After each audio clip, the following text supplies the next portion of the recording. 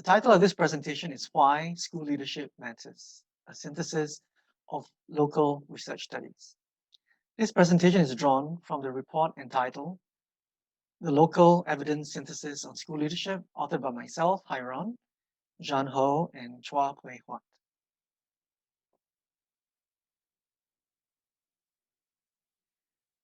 In this presentation, Jeanne and I will be covering the following overview. First, a brief background to the synthesis. Second, key insights. Third, recommendations to leadership practice. Fourth, recommendation for leadership research. First, let's define what is school leadership. To us, basically, it is influence on people to impact beliefs, values, and actions to achieve desired organizational goals.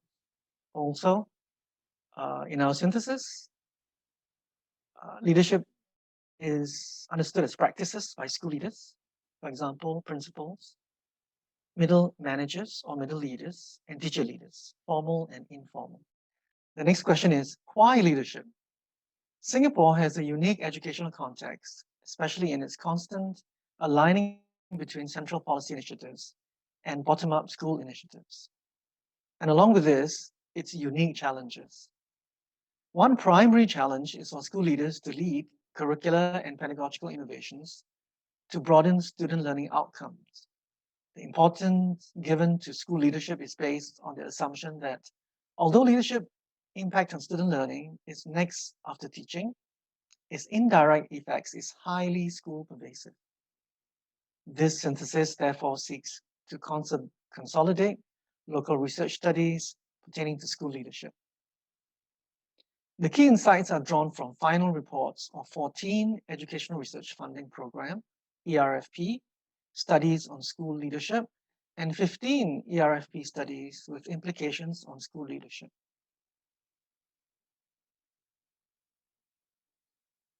Let us now move on to its key insights.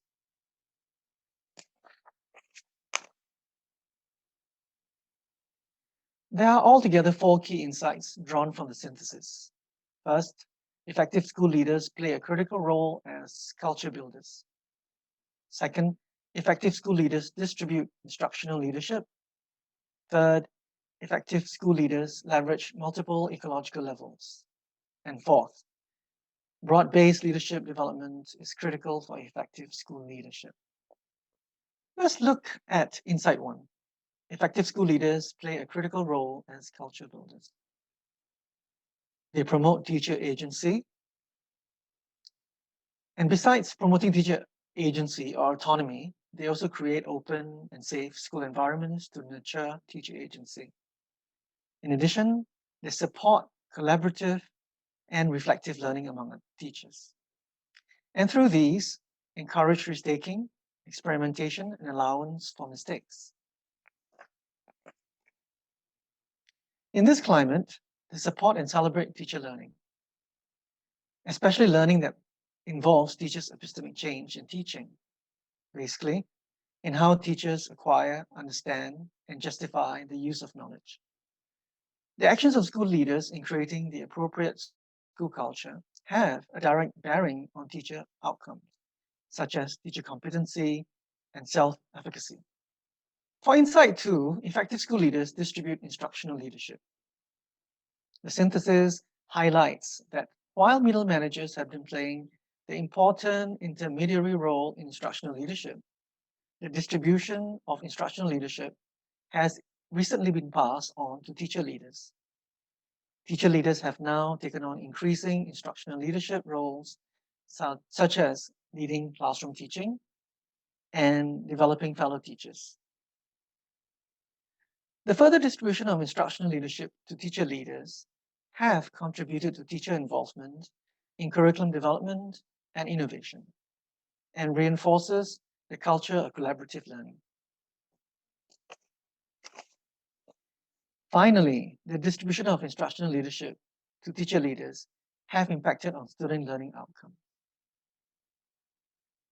I shall now pass the time to Jeanne for the remaining 2 insights. Thank you, Hairon. I'll be sharing on Insight 3, which is about how effective school leaders leverage multiple ecological levels. In a school context, this will include the teachers at the micro level, the department and the school at the meso level, the cluster at the exo level, and of course the ministry at the macro level. For our first finding, we found that giving teachers the space and autonomy to interpret MOE's policies, particularly those related to classroom practice, was very important. When teachers were involved in interpreting MOE's policies, it promoted their ownership of these policies and thus the implementation in the classroom. It was also important to involve middle managers and teacher leaders. Both middle managers and teacher leaders have potential to influence upwards as well as downwards. So when they are involved, it increases the connections across layers. This meant, for example, that there was a connection between the school's direction and the department's work plans, as well as between the department's work plans and the teacher's implementation in classrooms. There were 3 studies which showed that having a clear and cohesive curriculum vision at the school level provided both middle managers and teachers with guidance to design, plan, and implement the curriculum. I spoke to the primary investigator of these studies, and she shared that when the curriculum vision is shared with all stakeholders, it also helped the students to know what they can expect to achieve from the curriculum. Second, effective leaders capitalize on partnerships both within and beyond the school system.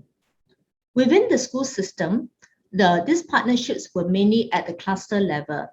In Singapore, we have schools clusters which consist of 12 to 13 schools. And so there is opportunity to leverage the cluster level. Effective partnerships involve multiple levels within the school. For example, for one study that I investigated, the school principals collaborated with the other school principals, the head of departments worked together, and the teachers also worked together to deliver lesson plans as well as to critique each other's lesson. So this is what is meant by involving multiple levels within the school. Finally, there was one study that looked at leveraging a larger societal ecology, including parents. In this study, the principal provided a strategic vision on how to involve parents to help low progress learners. The study also showed that it was important to develop teachers' capacity so that they knew how to communicate with the parents. Again, the study showed that it is important to involve stakeholders at all levels of the ecology. There was one key problem that was surfaced, and this was that leadership from teachers lacks the upward percolation. This was because teachers were afraid to make decisions independently. They had concerns about taking risks to experiment with pedagogies, and they were cautious about providing negative feedback to their superiors. Insight 4 is about developing leadership across all levels. There was a small number of studies that looked into this. So for one study that looked into the development of school leaders and middle managers, the study found that they preferred a mixed model of professional development. This means a mix of formal and situated or on-the-job learning. Formal courses would include the management and leadership in education program for our middle managers. Situated learning was designed into the leaders in education program, which is for selected vice principals. These vice principals were attached to specific schools and they had the principals there giving them mentorship. Other factors which the school leaders and middle managers said were useful included the ability to network with their peers, the time to read and to reflect. Both vice principals and head of departments said that they felt that mentoring was very important. However, participants generally gave the feedback that for formal workshops, there was a need to further enhance the theory and practice links. For teachers, we found that it was useful for them to be engaged in inquiring into their own practice, in experimenting with various pedagogies. It was also useful for them to participate in situated and collaborative learning within networks. However, it is not just about participating in a network. What researchers found was that it was important to provide these teachers with a dialogic space to critically examine their practice. This means space where they felt that they were safe to criticize their own assumptions, question their assumptions, examine their practices, reflect on what works and what does not work. Again, there were some issues raised. One issue concerned the use of evidence. Apparently, when teachers were experimenting with various pedagogies, they did not seem to collect evidence. And when they did collect evidence of students' learning, they did not spend enough time to analyze in depth this evidence. Next, I'll be passing on to Hairon, who will be sharing with you some recommendations on leadership practice. In all, there are 7 implications on leadership practices. These recommendations are based on the current education context, where curriculum innovations are encouraged in schools to meet broader student learning outcomes, along with strong top-down support. 1. More teacher engagement on policy interpretation and implementation. 2. More teacher agency in developing and innovating pedagogical practices. 3. Foster school culture supporting collaborative teacher learning. 4. Support teacher learning that facilitates teachers' epistemic change. 5. More broad-based opportunities for teachers to develop leadership competencies. 6. Greater focus on the development of teacher leaders' competencies that have direct impact on classroom teaching. 7. School leaders to operate as network leaders to optimize resource mobilization. One of the key highlights in the recommendations has to do with the teacher in terms of engagement, agency, and leadership. In terms of engagement, we recognize the problem with the simple division of labor, where the top conceptualizes and the bottom implements. As teachers are the eventual and the final implementers of education policies relating to curriculum and pedagogy, they must then be clear on the understanding of the policies and how to implement them successfully in their respective classrooms. However, the full understanding of these policies is in the implementation. Time and space for teachers to engage in the understanding of these policies need to be made continuously and iteratively for teachers to have a deeper understanding and appreciation of them. We see that teacher engagement would have bearing on teacher agency.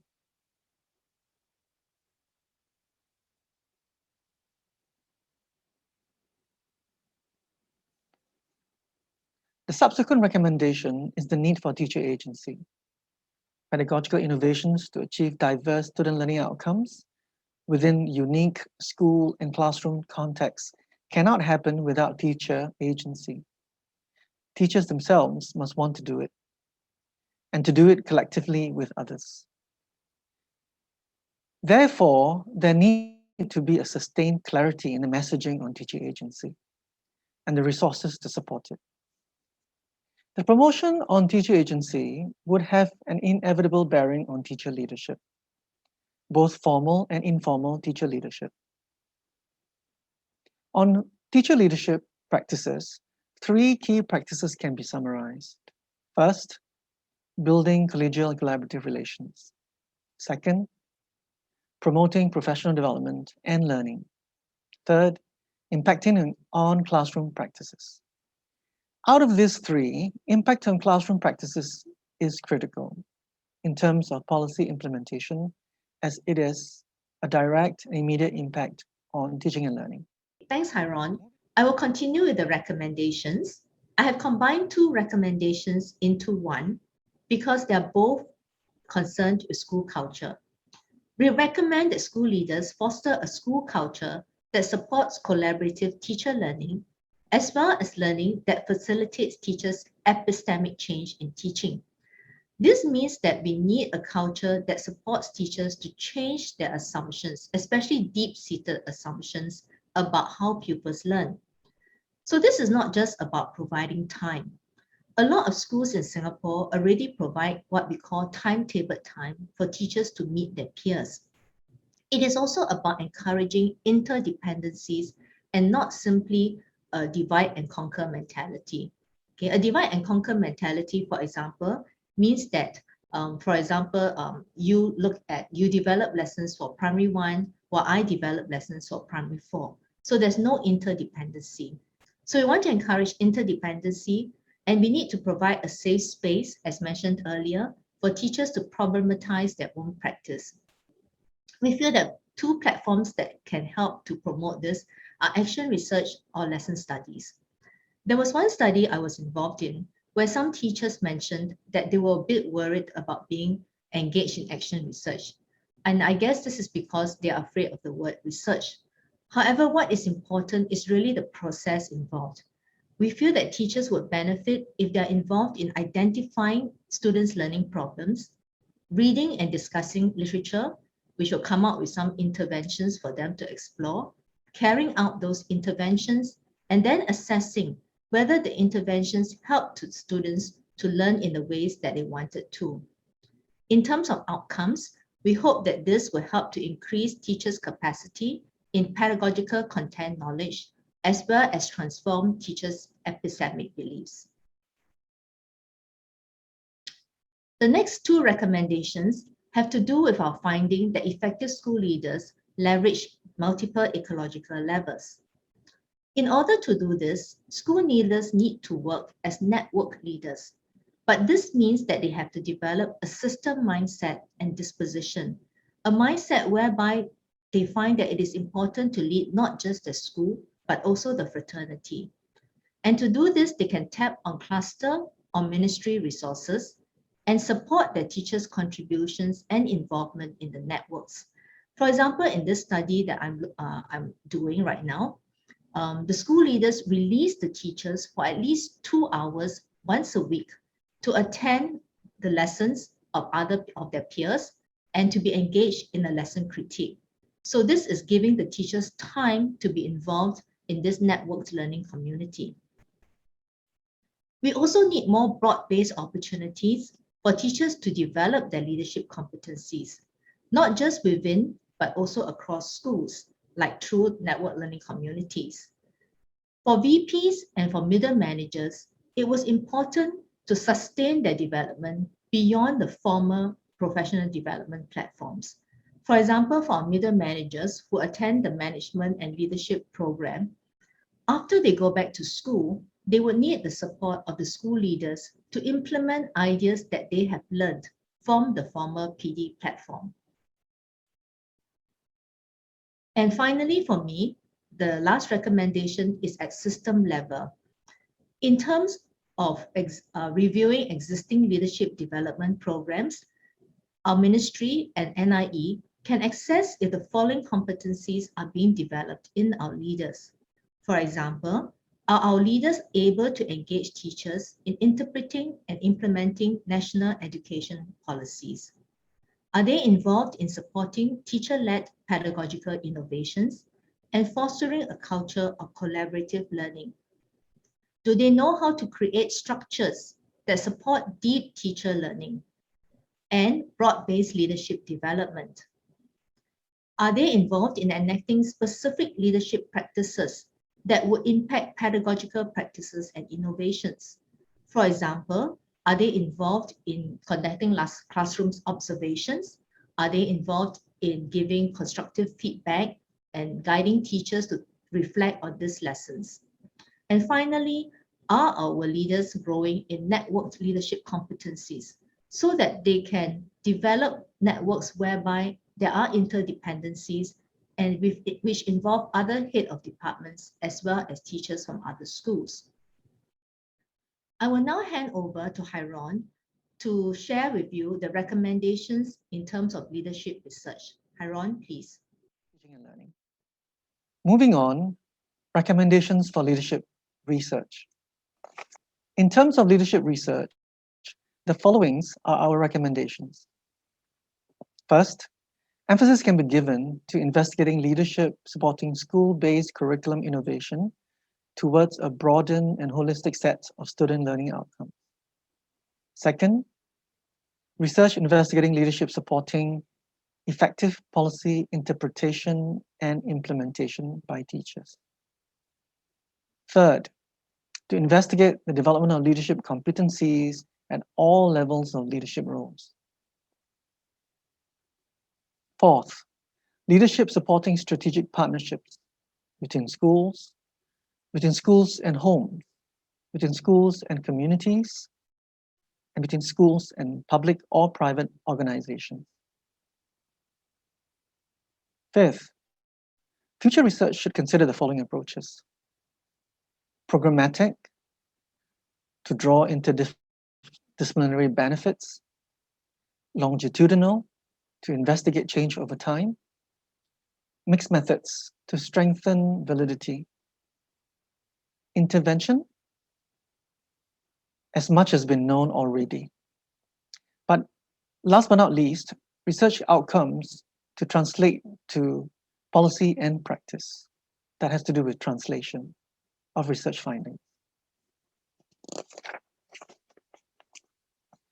Besides publication of findings at various levels of the research community, the products of research that can be used immediately by practitioners and policies is also important.